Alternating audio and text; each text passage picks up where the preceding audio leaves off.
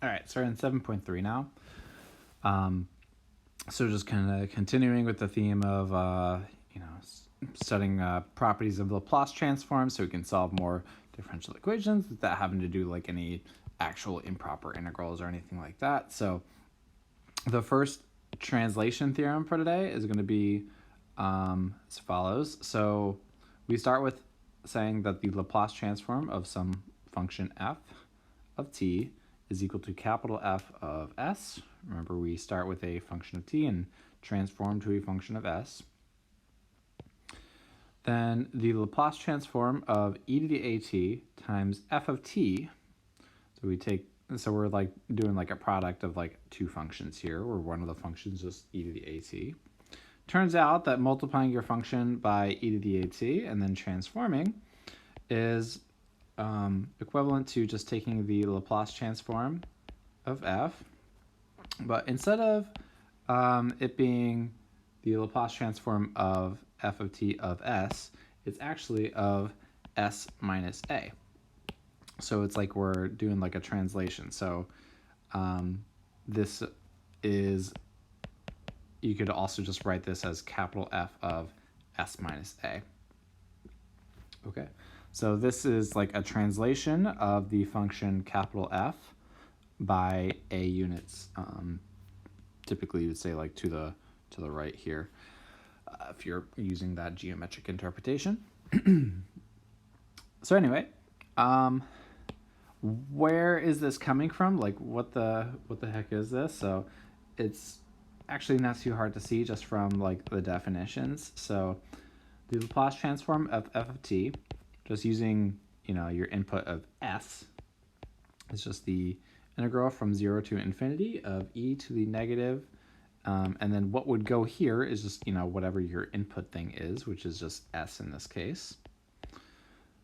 And then this is times just whatever your function is that you're taking the Laplace transform of, and then dt.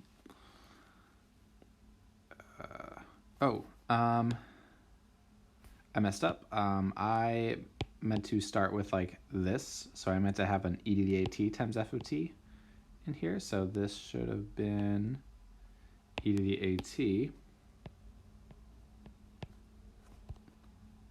times f of t, which would change this to, instead of doing the Laplace transform of f of t, where you just multiply by f of t, we're going to multiply by e to the at right here. All right. We can simplify this as e to the negative s plus a t times f of t dt. And what we're going to do now is just factor out a negative from the s plus a. So this is e to the negative s minus a t times f of t dt. And this right here, just pretend that this were an s for a second. This whole thing would just literally be exactly the Laplace transform of just f of t. But because this is an s minus a, then instead of saying, well, the Laplace transform of just f of t evaluated at s, is just going to be evaluated at s minus a. So this is L of f of t of not s, but s minus a. So let's see how to apply that. So the Laplace transform of e to the 3t times t to the 5th. So just multiplying by this e to the 3t, we'll just translate our Laplace transform of t to the 5th by 3 units. So this is equal to L of t to the 5th, but not of s, but s minus 3. So what's the Laplace transform of t to the 5th? Well, that is 5 factorial over s to the 6th, or s to the 6th.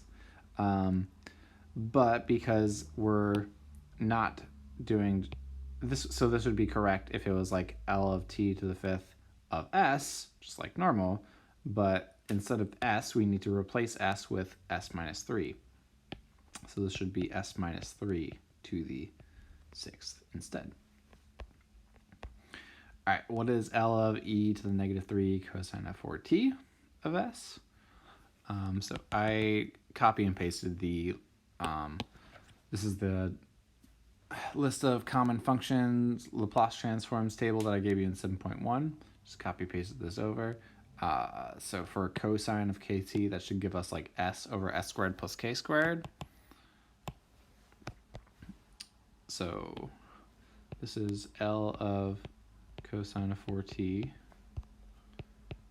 of s minus negative 3, right? This is e to the negative 3t, so it should be s minus negative that, or sorry, s minus whatever that is, so plus 3. And the Laplace transform of cosine of 4t is s, and I'll put parentheses here, over s squared plus k squared. K squared is 4 squared, which is 16. And instead of putting an s here and here, we're going to put an s plus 3, because that's what our input is, s plus 3. All right, so I think you should pause the video and try to do this third one right here. The idea is going to be the same thing. You just got to remember your formula for sinh of 2t, or just refer to the table, whatever. So I'm going to just assume that you've already paused and done all that, and just plot ahead. So this is equal to L of sinh of 2t of s plus 3. And sinh of 2t, that should be equal to 2 over s squared. But instead of s, I put s plus 3 minus 2 squared, should be 4. All right, and again, I'm just using my formula for sinh of kt, which is k over s squared minus k squared. So for us is 2 over s squared minus k squared, but and then instead of an s, we use an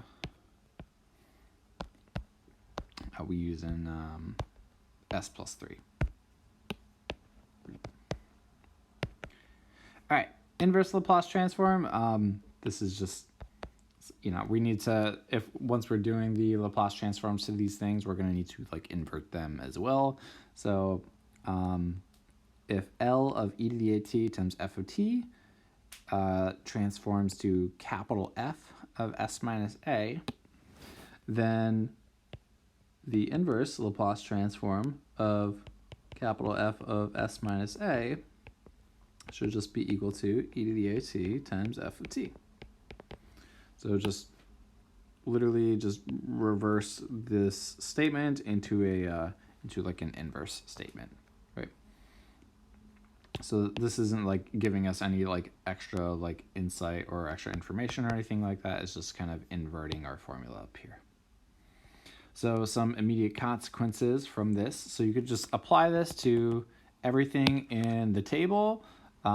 So if you want to invert, basically if you want to invert something that looks like, 1 over, maybe this isn't a good example, because if I do 1 over like s minus 5, then I could just use this formula instead. But if you see something like this, like n factorial over like s minus 3 to the n plus 1, then, that's a translation. And so if you're just translating like 3 units or something like that, then to go backwards, you really all you have to do is multiply by e to the at. Because we now know that multiplying by e to the at and taking the Laplace transform just translates by that whatever many units. So if I see n factorial over s minus a to the n plus 1, you would first think that that would be just t to the n, but we also need to multiply by e to the at. So t to the n is our f of t, and then multiplied by e to the at because we're shifting over a units. So f of s minus a, that's just this thing right here. That's just your Laplace transform just shifted over, blah, blah, blah. S minus a over s minus a squared plus k squared. Go to the table and see what does that look like. And it kind of looks like s over s squared plus k squared, except it's shifted over a units. And what was that? That was cosine, right? Cosine of kt. So this looks like cosine of kt, but it's shifted over a unit, so I multiply by e to the at. Right, and you could just do that for anything in the table, right? So we're not going to do that. We'll just say, and so on. All right, let's do the inverse Laplace transform of 5 over s minus 3 to the 7th. So you can pull out that 5, and then this is 1 over s minus 3 to the 7th. I'm not going to, I'll put the 1 there for now, but let's manipulate this. So this is almost this thing right here. So it's almost n factorial over s minus a to the 7, right? But we're missing that n factorial up here. And so what we should do to make it look like that would be multiply and divide by n factorial. So what should n be? If this n plus 1 is equal to 7, then n should be 6. So we want a 6 factorial up here. But we can't just multiply by 6 factorial without also dividing by 6 factorial to, keep everything the same. So yeah, now we could just pull that division by 6 factorial here. So this is like 5 over 6 factorial times L inverse of 6 factorial over s minus 3 to the 7th. And this is 5 over 6 factorial times, and then this looks like t to the 6th, but translated 3 units. So multiply by e to the 3t. All right. Cool. This next one is a little weird. So we haven't seen how to deal with denominators like this before, but how we're going to deal with that is by using something called completing the square. So if I see s squared plus 2s plus 10, you could try to factor that, but you will probably fail unless you use complex numbers. This is just not factorable using real numbers. So the next best thing would be to make it look something like, the reason that we would try to factor it would be, we want to do partial fractions or something like that and make it look like a sum of some of these things in the table. But like I said, this is not going to work. So what we do instead is try to make this denominator kind of look like, go back to the table, kind of look like one of these two. One of these two things. So we want our denominator to be kind of like s squared plus k squared. That would be good for us. So we want s squared plus 2s plus 10 to be equal to s squared plus k squared. And I'm leaving a space there intentionally, obviously, because this is a little too idealistic to just say that it's going to be equal to s squared plus k squared, because obviously there's this 2s in the middle here. So what we do instead is don't write it as s squared plus k squared, but write it as s minus h squared plus k squared. So this is called completing the square, if you could write it like this, because you basically make this like something squared plus something else squared. So we're completing the square. I don't know. So here's how we deal with that. So this part right here, we want to, take this and, this is almost This is almost like s plus 1 squared. It's almost s plus 1 squared, because if you were to square that out, that would be like s squared plus 2s plus 1. And if you're wondering, like, oh, how did I get like s plus 1 squared? Like, why not like s plus 2 squared? Well, if I were to do like s plus, something squared, that's equal to s squared plus 2 something times s plus whatever that something is squared. So this term on the end is not going to matter so much, but here the coefficient of the s term has to be equal to 2. So 2 times whatever is in here has to equal this coefficient. And so, 2 times 1 gives us 2. So that's how I can tell that that would be the case. So anyway, a little over explaining a little too much here, but all right. So s squared plus 2s plus 10.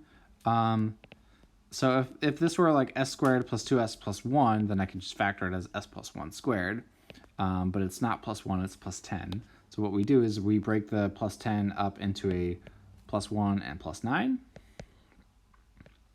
And so now if we do that, then we can actually factor this. Boom, boom. So these are now all equal, and we have now completed the square by writing it in this sort of form.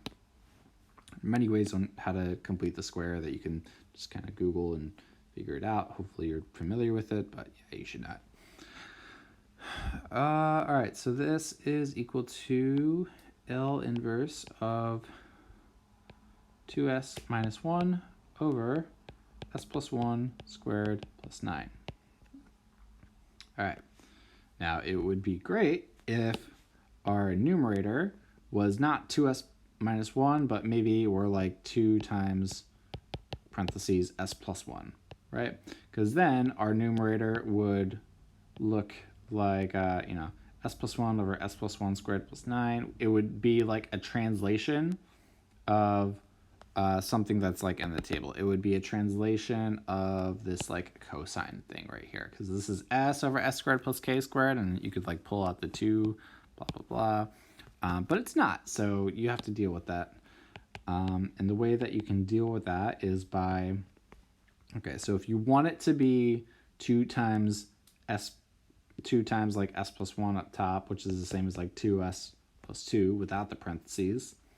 And if you want this thing to be equal to this, then you need to like subtract another 3 here. So now this actually is equal to this.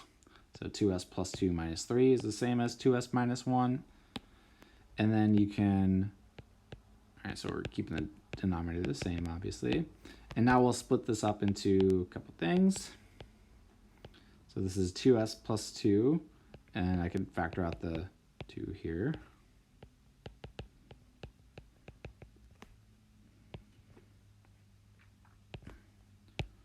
This is minus L inverse of 3 over s plus 1 squared plus 9.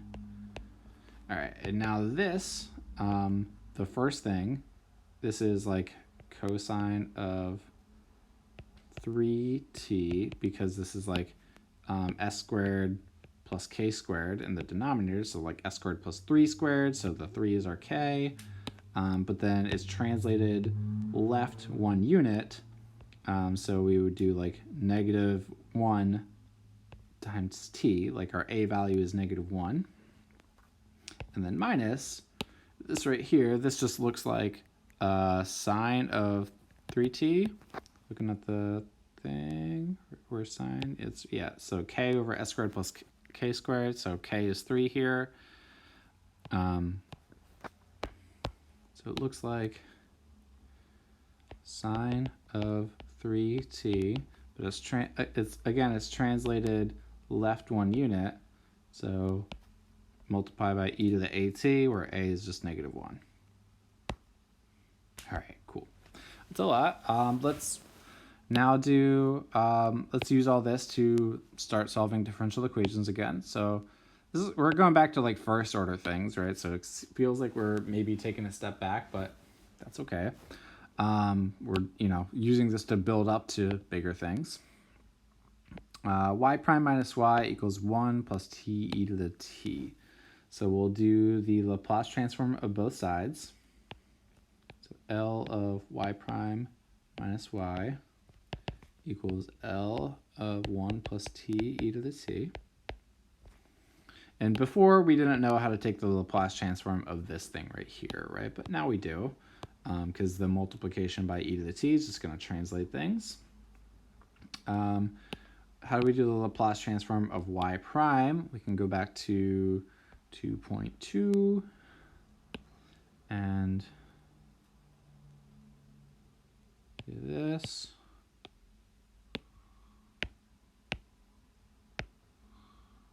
Boop.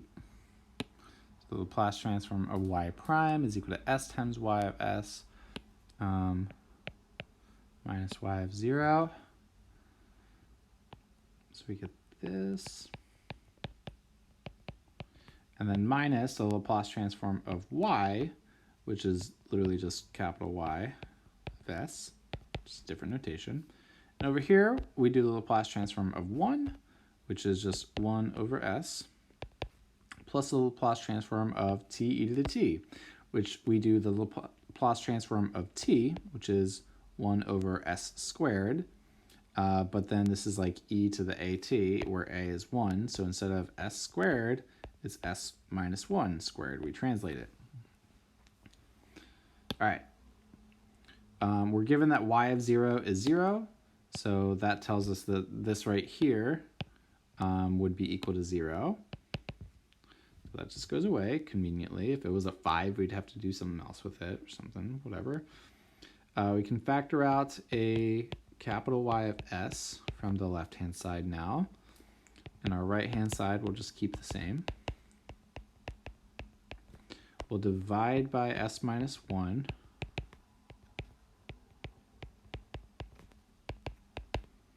This will now be s minus 1 to the third after dividing.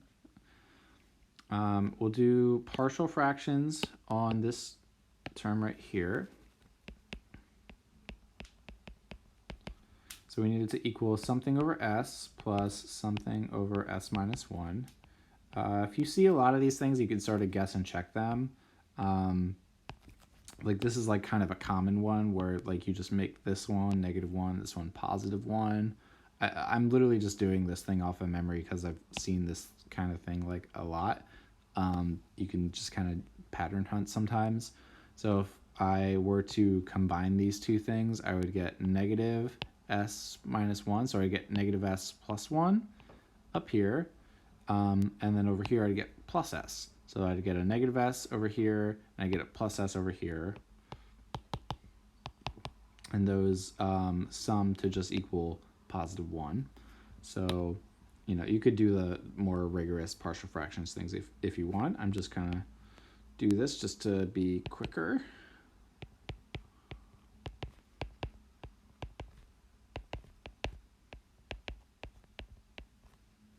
This equals y of s.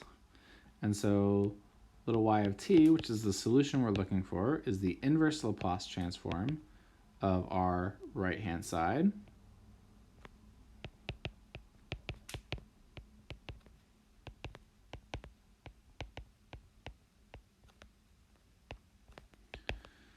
And now we just got to do each of these things. All right, so 1 over s. All right, so we'll pull out the negative.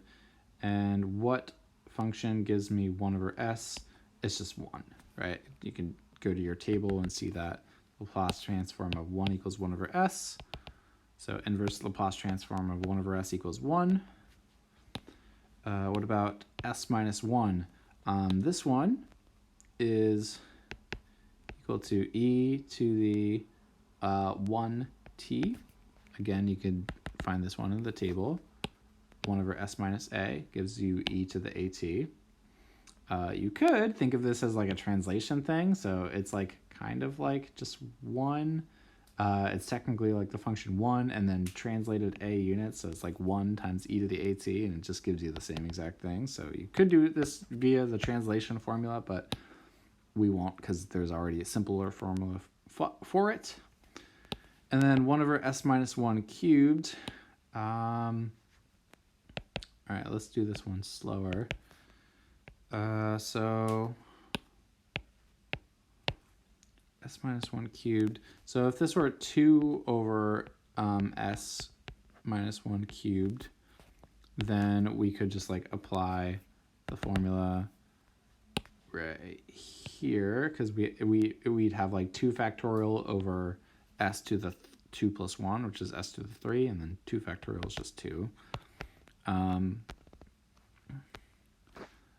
But if we're going to multiply by a 2 up here, we need to divide by a 2 out here. And then this now is just going to be t squared, but translated 1 unit. So t squared times e to the t.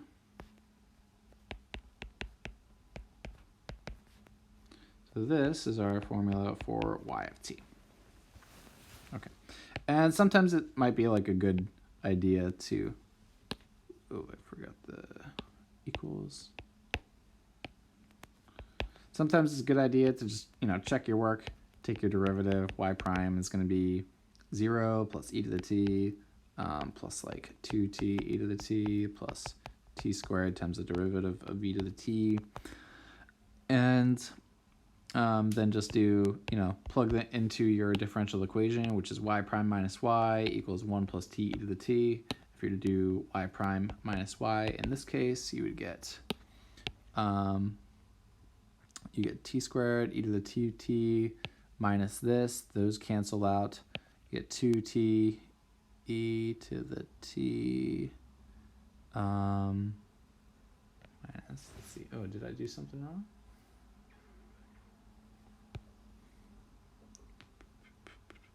Oh yeah, I did do something wrong. See, this is why it's good to check your work. Always check your work. There should have been a 1/2 right here. I forgot about this 1/2 right here. This 1/2 just kind of has to come along. So L inverse of 2 over s minus 1 cubed is just t squared times e to the t, but then I just forgot about the 1/2 right there. All right, so then that makes our y prime. So this 1/2 would be like that, and then this would be like 1/2 of this. And now y prime minus y would be, so this will still cancel with that, and then this will just be there, and then e to the t minus e to the t. So we would just get t e to the t minus -1, so t e to the t plus 1, and that's what we are supposed to get, right? So good, yeah, check your work. It's good to check your work. Just want that to all be the same color. All right. Cool. More complicated things, but we will do sort of the same. It's still going to be like the same sort of idea of like translating and all that stuff. That's going to be like the rest of this section. So I think this is maybe like a good stopping point. So I'm just going to end this video right here, and maybe you could go take a 5-minute